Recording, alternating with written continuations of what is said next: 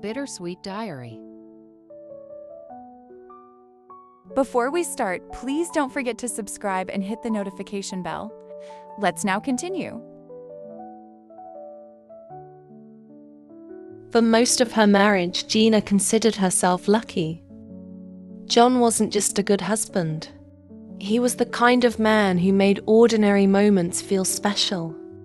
He'd wake up early to make her coffee, slip handwritten notes into her bag before she left for errands, and always kissed her on the forehead like it was a ritual. Every Friday, he brought her flowers. Not the fancy kind, just simple daisies because he said they reminded him of her smile. When she got home tired from work, he'd already have dinner waiting. And when she got sick, he'd stay up all night, fussing over her medicine schedule like a nervous doctor. Everyone envied their marriage. Even Gina sometimes felt it was too good to be true. But small things began to whisper that something wasn't right. It started one night when she borrowed John's laptop to look for an old family photo. His email was open, not hidden, just there. She wasn't snooping, not really. But as she scrolled past folders, she saw a message flagged with a heart emoji beside the sender's name. The subject line read, "Last night was amazing. I miss you." Her stomach dropped.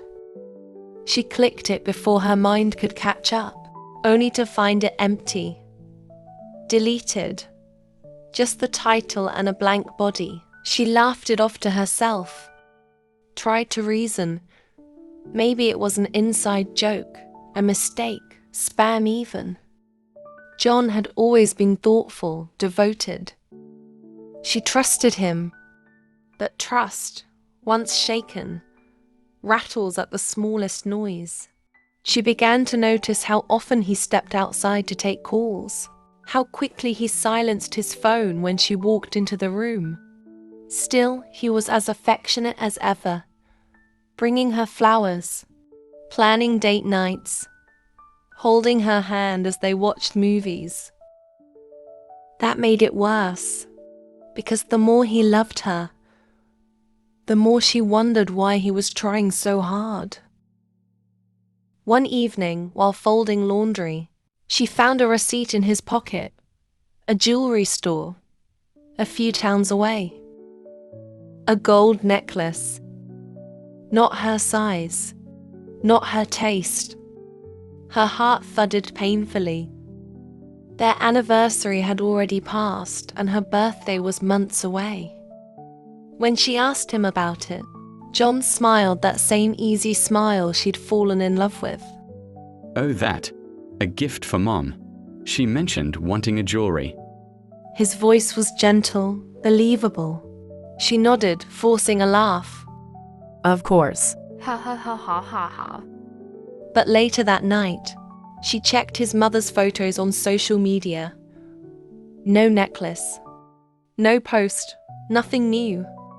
She didn't cry. She didn't confront him again. She just stared at him sleeping peacefully beside her. The man who still kissed her every morning and called her my world. Maybe he really was innocent. Maybe she was imagining everything. But in her heart, something had cracked. A quiet, invisible fracture that love alone couldn't mend. In the days that followed, she moved through life as usual. Cooking breakfast, laughing at his jokes, replying to his messages full of hearts. Yet when he said, "I love you," she hesitated before saying it back.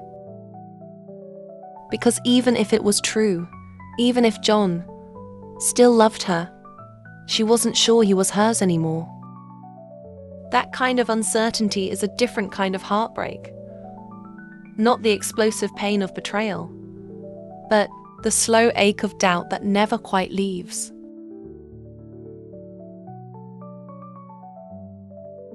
Life went on, or at least it pretended to.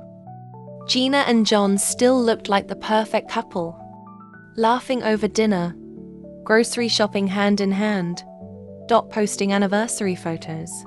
That made everyone comment relationship goals. But inside, Gina's heart had grown cautious. She didn't accuse, didn't dig, didn't even ask questions anymore. She just watched. One Friday, John told her. He had a late client meeting downtown. He kissed her cheek before leaving, smelling faintly of his favorite cologne, the one she'd given him last Christmas. Don't wait up. He said with that soft grin that once made her melt. I might be late. She smiled and waved from the door, pretending not to notice how neatly he'd ironed his shirt, how he'd taken extra care with his hair. After he left, the silence of their house pressed in. The clock ticked loud. The TV hummed without sound. And somewhere inside her, a quiet instinct whispered, "Go." She told herself she wasn't spying, just confirming. She grabbed her keys and drove toward the city, her hands trembling on the steering wheel. The restaurant he mentioned, she knew it. A cozy little place near the river, with warm lighting and glass windows that glowed like candlelight from the street. She parked across the road, her breath fogging the windshield.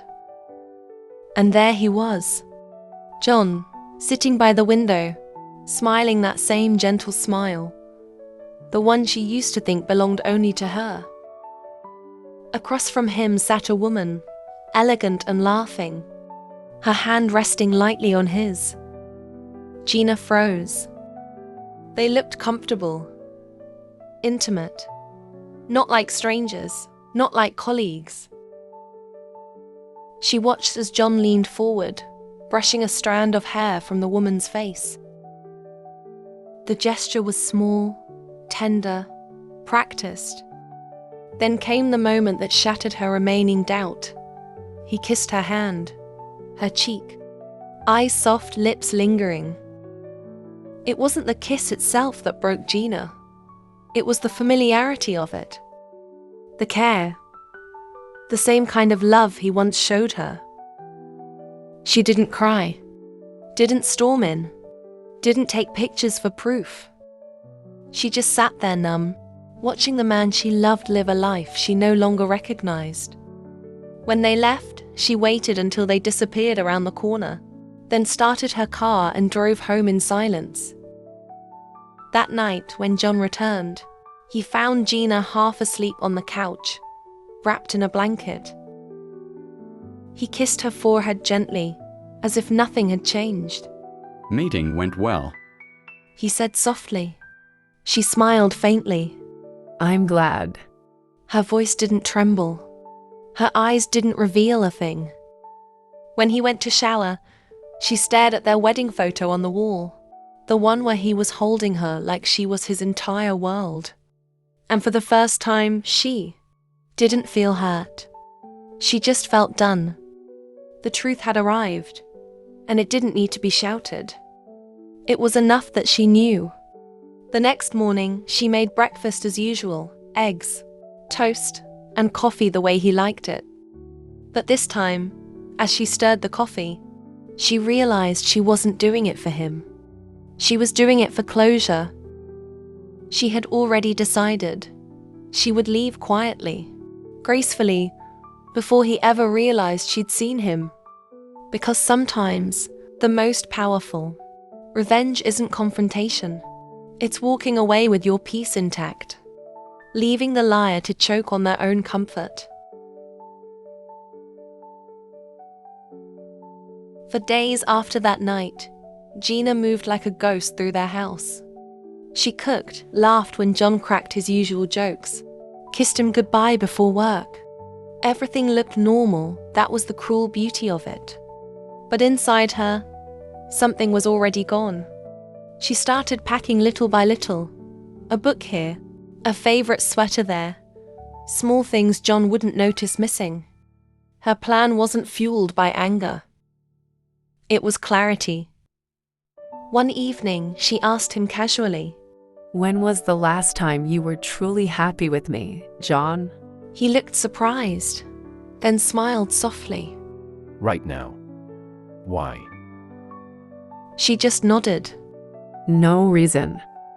That night, when he fell asleep beside her, Gina lay awake, listening to the rhythm of his breathing, the same rhythm she once found comfort in. Now it only reminded her of how much she'd lost loving someone who had already chosen another life. The next morning, the world felt strangely still. The sky pale, the air quiet. She made his breakfast one last time, sunny side-up eggs, black coffee, and toasted bread cut diagonally, just how he liked it. She left a note beside the plate. When John came down, the house looked the same, except for the open wardrobe and the faint scent of her perfume fading from the hall. He picked up the note, his smile faltering as he read her handwriting. John, you once said love means staying even when it's hard. I did that. I stayed through silence, doubt, and heartbreak, waiting for the man I married to return. But love isn't supposed to feel like waiting for honesty. I know, John, I've known for a while. You never saw me that night, and I'll never ask for an explanation. The truth is enough. You were kind to me, even while you were cruel. And that's what makes this goodbye harder. But I deserve a life that isn't built on pretending. Please don't look for me. Gina. He read it once, twice, then again, the words shaking slightly in his hands. He ran through the house, calling her name, but every room echoed back his own voice. The drawers were empty, the closet half bare. She was gone. For the first time in years, John sat alone at their kitchen table, the breakfast she made growing cold. The silence pressed against him, not peaceful, but heavy. He tried to call her, but her number was disconnected. He scrolled through their photos, realizing too late how genuine her smile had been, how much she had loved him even while doubting him. Gina, meanwhile, was already on the road, driving toward the coast. Her eyes burned, but she wasn't crying. The sea stretched ahead like freedom itself, wide, alive, mercilessly honest. She stopped at a small cafe overlooking the water, ordered coffee, and watched the waves crash below. For the first time in years, she wasn't waiting for anyone to come home. She was already home, in herself. Back in their house, John stared at the empty chair across from him. For a man who once had everything, the quiet felt unbearable. He whispered her name once more, but the only answer was the sound of his own regret. Gina didn't leave to hurt him. She left to save herself, and that's what made it hurt him the most.